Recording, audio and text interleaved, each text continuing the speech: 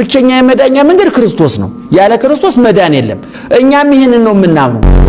ስም አለ ለጨለማው ዓለም ብርሃን የሚወጣበት እርሱም ማርያም የሚል ይሄ ስም የመረረውን ዓለም ያጣፈጠ እኔ የኢየሱስ ክርስቶስ ታላቅ ሐዋርያ ማርቆስ አረሩ ይባላለሁ።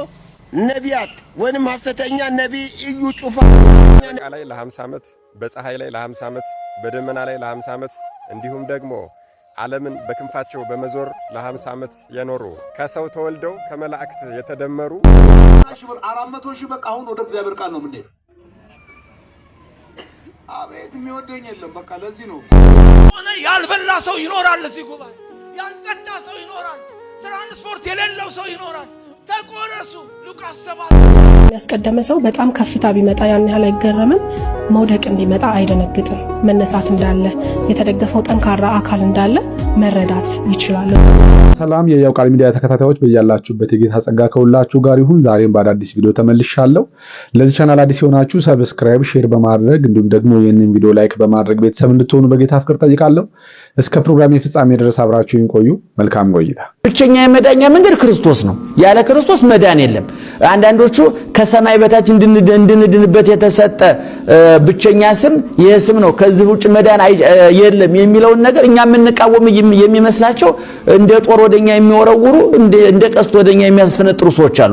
እኛም ይሄንን ነው የምናምነው። በምድርም ሆነ በሰማይ በጊዜውም ሆነ በዘገየው በሚታየውም ሆነ በማይታየው በነፍስም ሆነ በስጋ ድህነት በኢየሱስ ክርስቶስ ብቻ ነው። ከሱ ውጭ ድህነት አለ ብለን አምነን አናቅም። እኔ እኮ ግራ ግብት የሚለኝ እነኚህ የኦርቶዶክስ አባቶች ሐሳባቸው የሚያዝ የሚጨበጥ አይደለም። በኢየሱስ ክርስቶስ አዳኝነት ሙሉ ለሙሉ ይስማማሉ እኮ። ኢየሱስ ክርስቶስ ብቸኛ አዳኝ እንደሆነ ወደ አብ የሚያደርስ ብቸኛ መንገድ እንደሆነ ያምናሉ። ነገር ግን በተመሳሳይ መንገድ ደግሞ በድንግል ማርያምን በዛው ልክ ያምናሉ። ያለ ድንግል ማርያም አማላጅነት አንድንም ብለው ያምናሉ። ያለ ድንግል ማርያም ጸሎት፣ ያለ ድንግል ማርያም ምልጃ ምንም ነገር ማድረግ እንደማይችሉ ደግሞ ያምናሉና ወንጌሉንም ይዘውታል፣ ልዩ ወንጌሉንም ይዘውታል። የትክክለኛውንም ትምህርት የአጋንንተንም ትምህርት አንድ ላይ አድርገው ነው የሚሰብኩት። ይሄ ነው እንግዲህ ለብዙ ምዕመን የመጥፋት ምክንያት እየሆነ ያለው። አሁን ይሄ ወንጌላውያንም ጋር ያለ ችግር ነው። ኢየሱስ የሚለውን ስም ማንም ሐሰተኛ ነብይ እኮ አልጣለም። ኢየሱስ ያድናል፣ ኢየሱስ ሕይወት ነው፣ ኢየሱስ መንገድ ነው። ስለ ኢየሱስ በደንብ አድርገው ይገልጣሉ እኮ። ነገር ግን ደግሞ በተመሳሳይ መንገድ የኢየሱስ ክርስቶስን ሽፋን አድርገው ደግሞ የራሳቸውን ቢዝነስ ይሰራሉ ማለት ነው። ልክ እነኚህም አባቶች ልክ እንደዚህ የኢየሱስ ክርስቶስን አዳኝነት በሚናገሩበት ልክ ከዛም በላይ ደግሞ የድንግል ማርያምንና የጻድቃን ሰማዕታትን የቅዱሳን መላእክትን ተራዳይነት እጅግ በጣም አብዝተው ይሰብካሉ፣ ያምናሉና እንዳትቃወሟቸው ወንጌል ይሰብካሉ።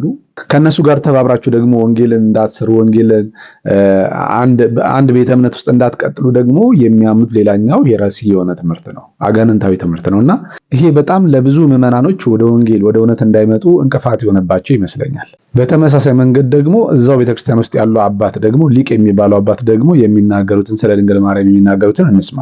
አንድ ስም አለ ለጨለማው ዓለም ብርሃን የሚወጣበት እርሱም ማርያም የሚል ይሄ ስም የመረረውን ዓለም ያጣፈጠ፣ ለጨለማው ዓለም ብርሃን የወጣበት፣ ለሞተው ዓለም ሕይወት የተወለደበት፣ ለስደተኛው ዓለም ተስፋ የተሰጠበት፣ በመሬት ለሚኖሩ ሰማይ ለመኖር ቃል ኪዳን የተገባበት ብቻ ሳይሆን በሰማይ ለመኖር መሰረት የተጣለበት ስም ማርያም የሚለው ስም። ይህን ስም የሰጠን መድኃኔዓለም ይመስገን። ብርሃን ለጨለማ ሊስማማ አይችልም። ድንግል ማርያም ለሰይጣንና ለመናፍቅ ልትጣፍጠው አትችልም። እግዚአብሔር ላልጣፈጠው ጋን ይኸውላችሁ። እዚህ ጋር ደግሞ በተመሳሳይ መንገድ ደግሞ ሌላ አጋንንታዊ ትምህርት ታያላችሁ። እዛ ጋር ከሰማይ በታች እንድንበት ዘንድ የተሰጠን የኢየሱስ ክርስቶስ ስም ብቻ ነው ብለው ተናግረዋል። እንግዲህ ቄስ እሸቱ እዚህ ጋር ደግሞ እኛዎቹ አባት ምን ይላሉ? ከሰማይ በታች ከእግዚአብሔር ዘንድ የተሰጠን አንድ ስም አለ ይላል። መንግስተ ሰማይ እንድንወርስበት ብርሃን እንዲበራልን ከጨለማ ወደ ብርሃን እንድንወጣ የተሰጠን አንድ ስም ነው፣ እሱም የድንግል ማርያም ስም ነው ብለው ይሰብካሉ። እኛው አባት ደግሞ በሌላ ቦታ ላይ ደግሞ ስለ ኢየሱስ ክርስቶስ ጥሩ የሚመስል ወንጌል የሚመስል እውነት የሚመስል ነገር ሲናገሩ ታያላችሁና ፈተና የሆኑ ሰዎች ናቸው። ብዙዎች ወደ እውነት እንዳይመጡ ጋሬጣ እያደረጉ ያሉት እነኚህ ናቸው። ይህ ደግሞ የሴጣን ሽንገላ ነው። የዲያብሎስ ተንኮሉ ይሄ ነው። በቃ በሽንገላ ነው አይደለ? እየቀባባ ነው ትምህርቱን ትንሽ ለስለስ እያደረገው ከእውነት ጋር እየቀላቀለው እውነት እንዲመስል እያደረገ የራሱን አጋንንታዊ የሆነውን ትምህርት ወደ ሰው ልብ ውስጥ ያስገባል ማለት ነውና ይሄን የምትሰሙ ኦርቶዶክሳውያን ወንድሞቼ መንቃት አለባችሁ። እኔ የኢየሱስ ክርስቶስ ታላቅ ሐዋርያ ማርቆስ አረሩ ይባላለሁ። ነቢያት ወይም ሐሰተኛ ነቢይ እዩ ጩፋ፣ ሐሰተኛ ነቢይ እስራኤል ዳንሳ፣ ሐሰተኛ ነቢይ መስን በሹ፣ ሐሰተኛ ነቢይ ሱራፌል፣ ሐሰተኛ ነቢይ ዮናታን እና ሌሎቹም እንደ አሸን የፈሉ ሐሰተኞች ነቢያቶች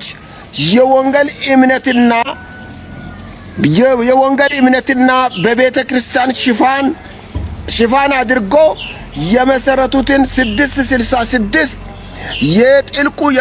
የሉሲፈር መንፈስ የጥልቁ የሉሲፈር የዲያብሎስ ተቋማት ጋር ለራስ ሲቆርሱ አያሳንሱ መሰለኝ ለኔና እሳቸውን እንግዲህ ታላቅ ሐዋርያ ካሉ በኋላ ሌሎቹን በሙሉ ሐሰተኛ ነቢያት ብቻም ሳይሆን የ666 ወኪሎች ብለዋቸዋል።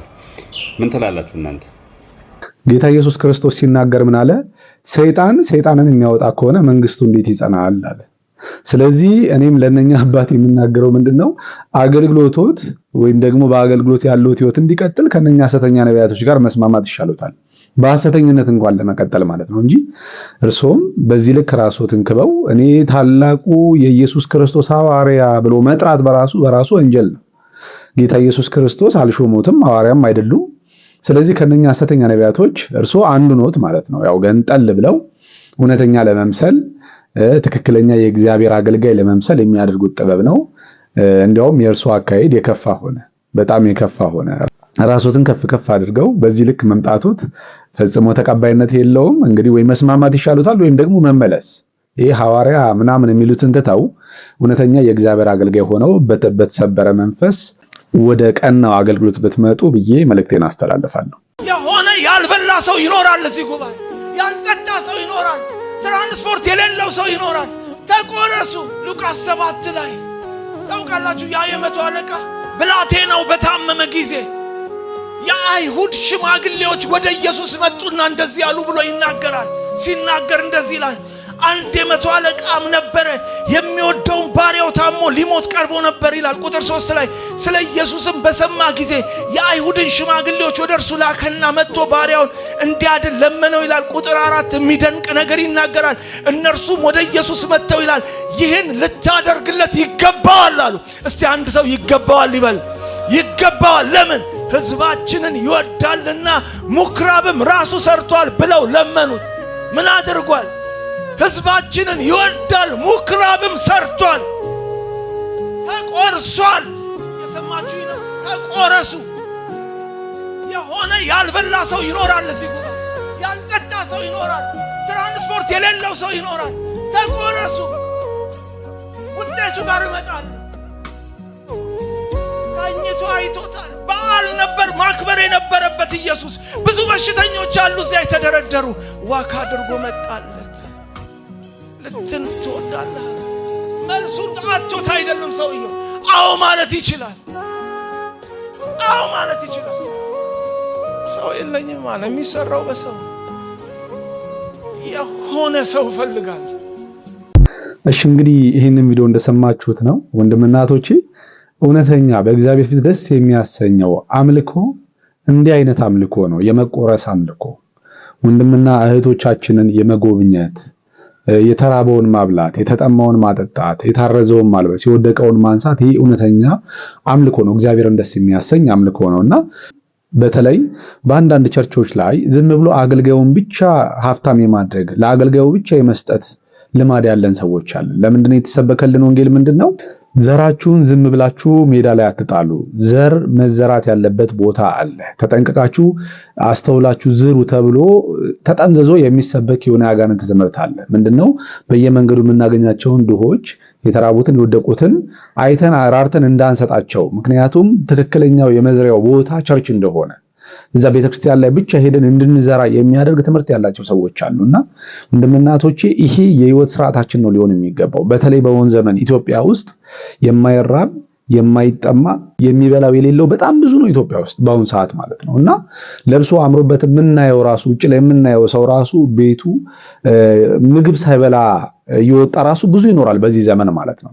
በጣም ከባድ የሆነ ጊዜ ላይ ያለነውና ሁላችሁም በአቅራቢያችሁ ያሉ ወንድምቶቻችሁን ብትጎበኙ ካላችሁ ነገር ደግሞ ሰጣችኋቸው ከናንተ በሚገኘው ነገር በልተው ጠጥተው ቢደሰቱ በእግዚአብሔር ዘንድ እናንተም አክሊልን ክብርን ታገኛላችሁና ይህንን እውነተኛውን የህይወት ስርዓት ብንከተል መዋደዳችንም ደግሞ በቃል ብቻ ሳይሆን በተግባርም የተደገፈ እንዲሆን ወንድማዊ መልእክቴን አስተላልፋለሁ። በጨረቃ ላይ ለ50 ዓመት፣ በፀሐይ ላይ ለ50 ዓመት፣ በደመና ላይ ለ50 ዓመት እንዲሁም ደግሞ ዓለምን በክንፋቸው በመዞር ለ50 ዓመት የኖሩ ከሰው ተወልደው ከመላእክት የተደመሩ ገና በ5 ዓመታቸው እናታቸው ወደ ቤተ ክርስቲያን ይዛቸው ስትሄድ የእናታችን የቅድስተ ቅዱሳን የቅድስት ድንግል ማርያም ስመ ስዕል ነው በጣም በደስታ ቢስቁ እመቤታችንም ከምስሉ ወጥታ አቅፋ ሳመችውና በምን አውቀኝ ነው ከዚህ በኋላ የልጅ የወዳጅ አገልጋዩ ትሆናለህ፣ በምድር ላይ ለሰማይና ለምድር የሚከብድ ታላላቅ ስራዎችን እየሰራህ ለ500 ዓመታት ትኖራለህ ጋለችው ቅዱስ። ስምህን የጠራ ቤተክርስቲያንን የረገጠ የተሳለመ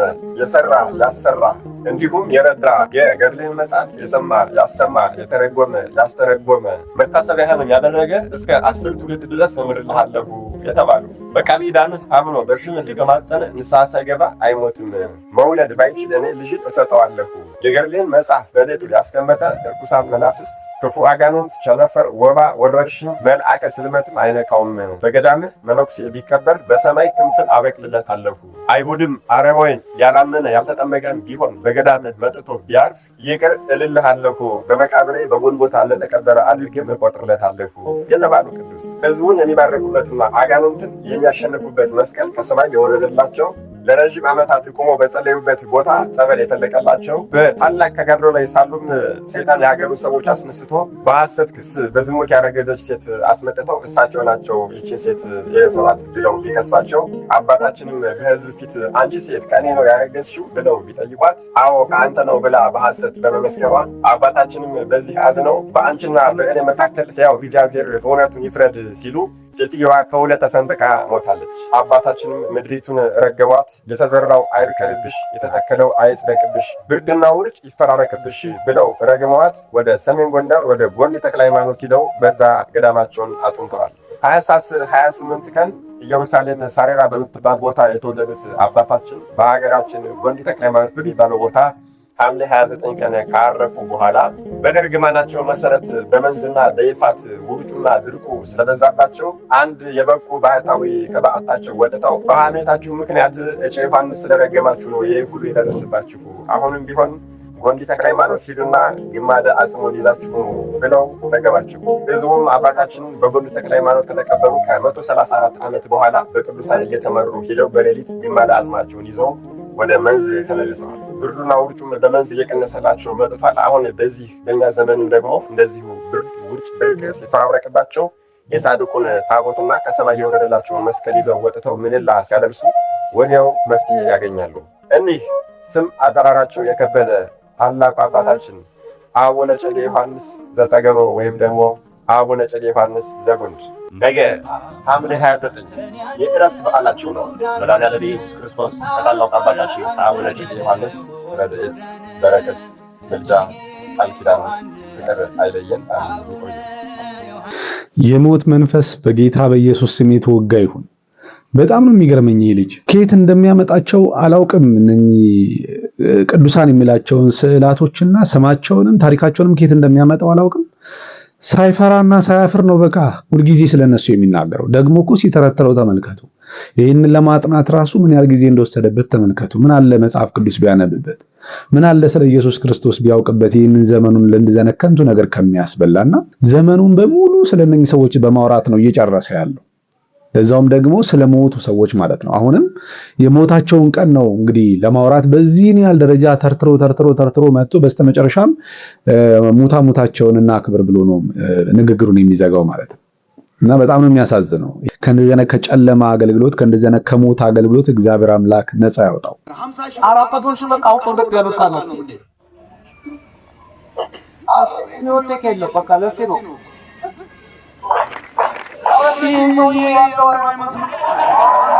በጣም ነው የሚያሳዝነው። መስፍን ጉቱ በዚህ ልክ እንግዲህ ወርዶ ማየት በጣም ይከብዳል። እውነት ለመናገር ይህ ሰው በጣም የተወደደ ዘማሪ ነው። በመዝሙሮቹ ብዙዎች የተጽናኑበት፣ በመዝሙሮቹ ምክንያት ብዙዎች የሚወዱት ዘማሪ ነው። አሁንም ድረስ በዝማሬው ያገለግላል። ግን አሁን የማይበት ተግባርና እንቅስቃሴ በጣም ደስ የሚያሰኝ አይደለም። አንድ በቸርች ውስጥ በመንፈሳዊ ሕይወት ከቆየ ሰውም የሚጠበቅ አይደለም። ከሐሰተኛ ነቢያቶች ጋርም ያለው ግንኙነት በጣም የጠበቀ ነው። ከአጭበርባሪዎችና ከሐሰተኛ ነቢያቶች ስር አይጠፋም። በሁለተኛ ደረጃ ደግሞ የእነሱ መንፈስ ተጋብቶበት አሁን ደግሞ ያን የከበረውን ጸጋ ትቶ የሕዝብን ኪስ መበዝበዝ ላይ ነው ያለው ማለት ነው። በዝናው ተጠቅሞ አትወዱኝም ማለት ነው እያለ እንግዲህ ገንዘብ እየሰበሰበ ነው ማለት ነው። እግዚአብሔር በሰጠው ጸጋ እሱ ግን ለራሱ ጥቅም ገንዘብ እያሰባሰበ ነው የሚገኘው እና ይሄ በጣም መውረድ ነው። ለእኔ ካለበት ክብር መውረድ ነው። ያለበትን ክብር ያለበትን ጸጋ አውቆ በሰዎች ልብ ላይ ባለው ስፍራ ልክ በዛው ቢቆይ ኖሮ መልካም ነበር። ነገር ግን አንዳንድ ዘማሪዎች አሁን ካሉበት ነገር ተንሸራተው በዚህ ዓለም ነገር ተጠልፈው ያው ከሐሰተኛ ነቢያቶች ጋር እጅና ጓንት ሆነው ነው አብረው ቢዝነሳቸውን የሚሰሩትና መስፍንጉቱም አንዱ ሆኗልና በጣም ነው የሚያሳዝነው በዚህ ሁኔታ እሱም ማየታችን። እግዚአብሔርን ያስቀደመ ሰው በጣም ከፍታ ቢመጣ ያን ያህል አይገረምም። መውደቅ እንዲመጣ አይደነግጥም። መነሳት እንዳለ የተደገፈው ጠንካራ አካል እንዳለ መረዳት ይችላልና በብዙ ከፍታም በዝቅታም በመውደቅም በመነሳትም የተማርኩት ትልቁ ነገር በምንም አይነት ሁኔታ ውስጥ እግዚአብሔርን ማስቀደም ነው። እኔ እንደ ህይወት መርህ ያስኩት ማልደራደርበት ጉዳይ እግዚአብሔርን ማስቀደም ነው። ዋው በጣም የሚገርም መልእክት ነው ታችን ያስተላለፈችው። እውነት ነው። ለሁሉም ነገር እግዚአብሔርን ቀዳሚ ማድረግ፣ እግዚአብሔርን ከፊት ማድረግ፣ የእግዚአብሔርን ፈቃድ ማስቀደም ለህይወታችን ስኬታማነትም ለህይወታችን ደስተኛ ለመሆንም በጣም ወሳኝና አስፈላጊ ነገር ነውና በሁሉም ነገራችን ላይ እግዚአብሔር ይቅደምልን። እንግዲህ ለዛሬ ያዘጋጀውላችሁ ቪዲዮ ይህንን ይመስላል። በሌላ ቪዲዮ እስክንገናኝ ድረስ በያላችሁበት የጌታ ጸጋ ከሁላችሁ ጋር ይሁን። ሰላም